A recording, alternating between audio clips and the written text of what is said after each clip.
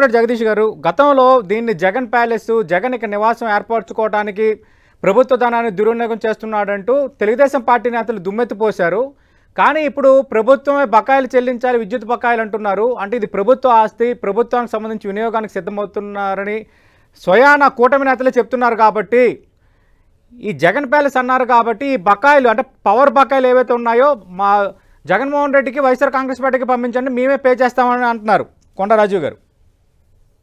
సతీష్ గారు, ముందుగా మీకు అలాగే ప్యానెల్లో పాల్గొంటున్న పెద్దలకి, 10 టీవీ వీక్షకులకు కూడా హృదయపూర్వకంగా నమస్కారాలు తెలియజేసుకుంటూ. నమస్తే సార్. రాజీవ్ గారు ఆయన మాట్లాడిన దాంట్లో అంటే అంత అగ్రెసివ్ గా మాట్లాడాల్సిన అవసరం లేదు.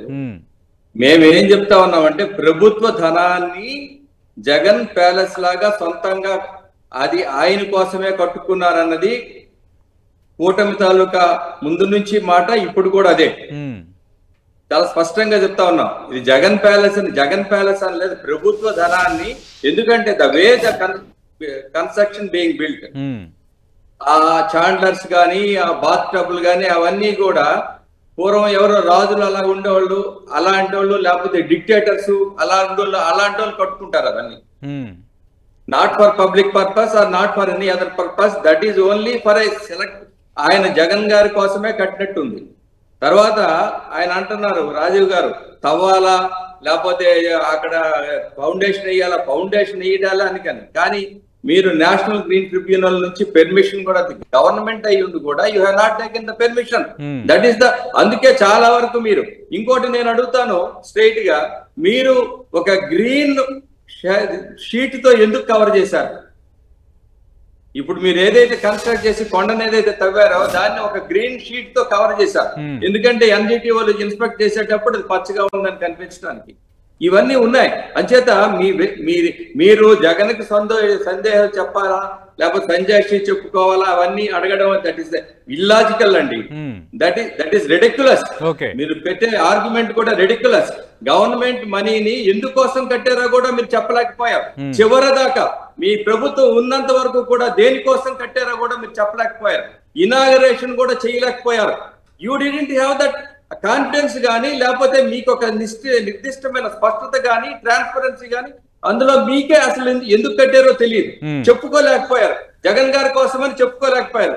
పబ్లిక్ పర్పసా కాదు, ప్రైవేట్ పర్పసా కాదు, బట్ 500 కోట్ల రూపాయలు దాదాపు పబ్లిక్ మనీ అయితే ఖర్చు అయ్యింది. దానికి ఈవాటికి కూడా జస్టిఫికేషన్ చేసుకోగలరా? ఎందుకు పెట్టాము, ఎందుకోసం కట్టాము అనే దానికి మీ 5 ఏళ్ల ప్రభుత్వంలో ఒక్కసారి కూడా కరెక్ట్ అయిన సమాధానం చెప్పలేకపోయారు. అయితే ఇవాళ మేము మాట్లాడుతుండేటి దీన్ని ఏదో ఒక దినంగా, ఇది ప్రజల డబ్బు, ఇది ఖర్చు అయింది, దీన్ని ఖచ్చితంగా పబ్లిక్ కి ఉపయోగపడేటట్లు ఏదో ఒకటి చేయాలి అనేది ఇవాళ మా ముఖ్యమంత్రి చంద్రబాబు నాయుడు గారు కానీ, డిప్యూటీ సీఎం గారు పవన్ కళ్యాణ్ గారు కానీ, లేకపోతే లోకేష్ బాబు గారు కానీ దీర్ఘంగా ఆలోచించి ఏదో ఒకటి చేయాలి. ఊరికే వేస్ట్ అయితే కరెంట్ బిల్లే కట్టలేకపోతా ఉన్నాం. అంత అది కట్టలేకపోవడం అంటే it's public money, public expect ఇదవుతా ఉంది.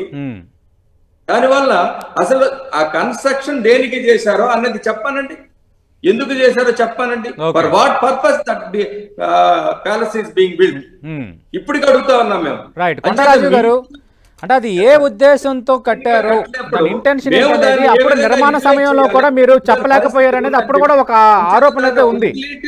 రెండోది నేషనల్ గ్రీన్ ట్రిబ్యునల్ కూడా తప్పు పట్టింది మీ చర్యల్ని.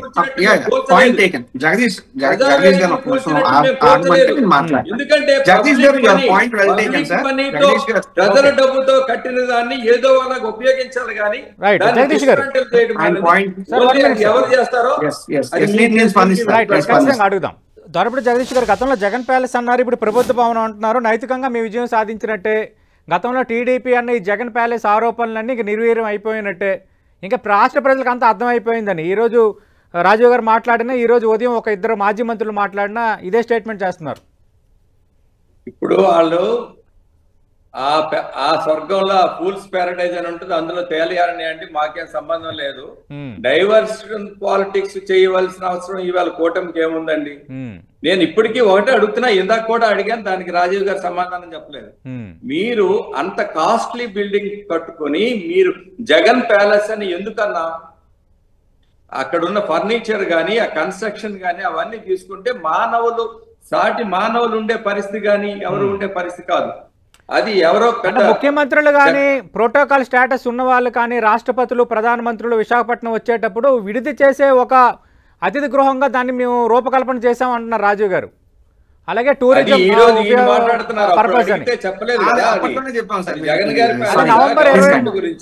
నవంబర్ 2023 నవంబర్లో దీనిపై మేము క్లారిటీ కూడా ఇచ్చామంటున్నారు.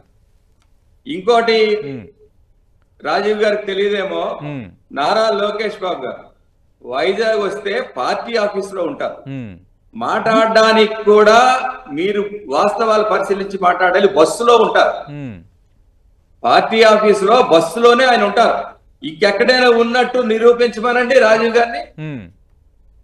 మా నాయకులు డౌన్ టు ఎర్త్ అండి. వాళ్ళు పెద్ద ప్యాలెస్లు అండి. బెంగళూరులో ఒకటి ఉంటుంది, హైదరాబాద్ లో ఉంటుంది, పులివెందుల్లో ఒకటి ఉంటుంది, వైజాగ్ లో ఒకటి ఉండాలండి. అందుకు కట్టుకున్నారండి. అది ఇప్పుడు కాలయాపన చేశారంటున్నారు.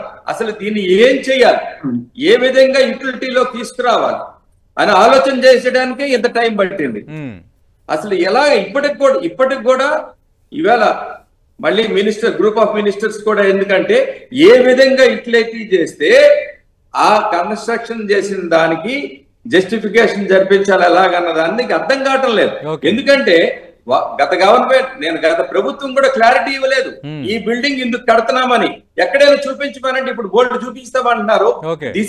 This building is for this purpose అని ఎక్కడైనా ప్రెస్ స్టేట్మెంట్ కానీ లేకపోతే గవర్నమెంట్ నుంచి అప్పుడున్న గవర్నమెంట్ ఏదైనా ఒక నోటిఫికేషన్ కానీ ఇచ్చారా? ఇవ్వలేదు. ఇక రెండోది యోగాంధ్ర గురించి మాట్లాడితే నేనేం మాట్లాడాలండి? That is a concept. ఆ కాన్సెప్ట్ ఈవేళ హెల్త్ గురించి కానీ పిల్లల డిసిప్లిన్ గురించి కానీ గిన్నీస్ బుక్ అంత దీంట్లో వెళ్ళింది. The concept went up to the whole society, whole nation, whole world. ఇప్పుడు దానికి చేసిన ఖర్చు దీనికి సెక్రటేరియట్ లో ఏదో కారిపోయింది అంటే వీళ్ళు ఇన్ఫీరియర్ గా ఇది కట్టారని ఒప్పుకుంటారా? స్టాండర్డ్స్ లేకుండా కట్టారని ఒప్పుకుంటారా? అంచేత వీటన్నిటికీ సమాధానాలు చెప్పానండి. ఎక్కడే ఏమవుతుంది, ఈ రోజు కూడా గవర్నమెంటే కాదండి, నార్మల్ గా ఎవరు కూడా అంత కాస్ట్లీ బిల్డింగ్ ని దేనికోసం వాడాలో అర్థం కావట్లేదు. కొండరాజు గారు అంత కాస్ట్లెస్ బిల్డింగ్ ఎందుకు కట్టుకున్నారు, దానిపైన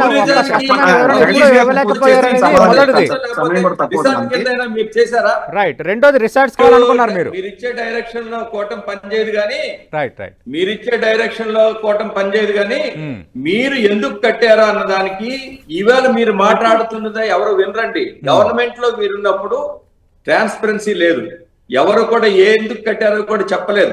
ఇప్పుడు మీరేదో అవి పరిశీలించాం ఇవి పరిశీలించాం, హోటల్లో బిల్లుల కన్నా ఏం మీ గవర్నమెంట్ డిపార్ట్మెంట్ ఉంది చూడండి సార్, బిల్డింగ్ ని వాడుకోవచ్చు అని చెప్పారు ఆ రోజు. అది కూడా చెప్పలేదు.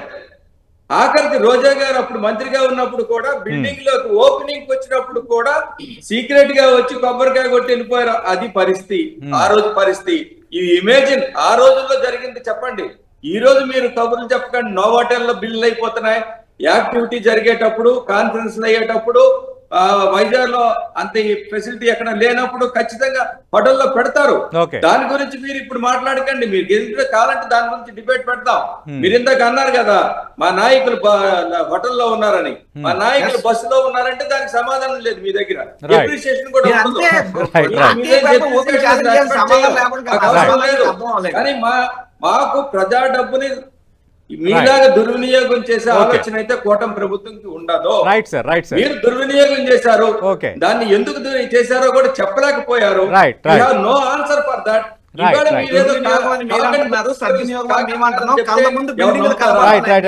Thank you.